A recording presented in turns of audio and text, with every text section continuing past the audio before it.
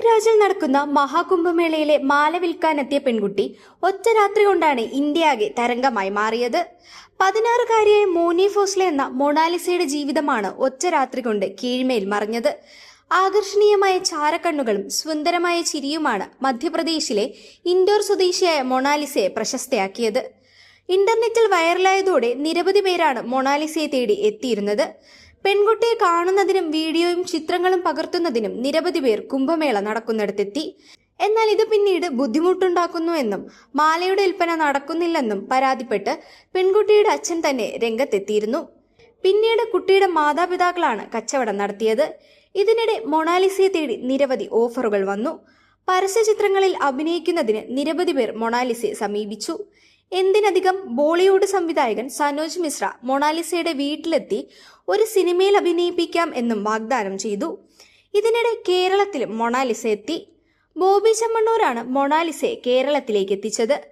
കോഴിക്കോട് തന്നെ ജ്വല്ലറിയുടെ പരിപാടിക്ക് വേണ്ടിയായിരുന്നു ബോബി ചെമ്മണ്ണൂർ മൊണാലിസയെ കൊണ്ടുവന്നത്.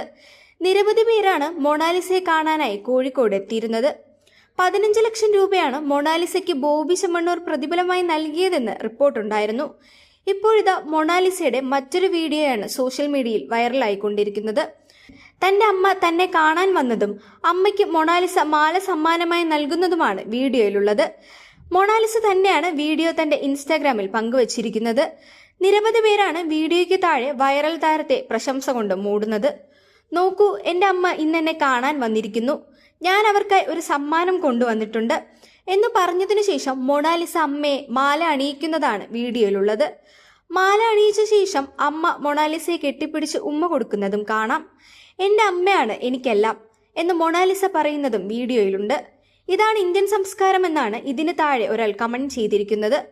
മൊന, എപ്പോഴും സന്തോഷവതിയായിരിക്കുക, നിന്റെ ജീവിതം മാറി, പക്ഷെ ബന്ധങ്ങളെ ഇതുപോലെ നിലനിർത്തുക എന്നാണ് മറ്റൊരാളുടെ കമന്റ്.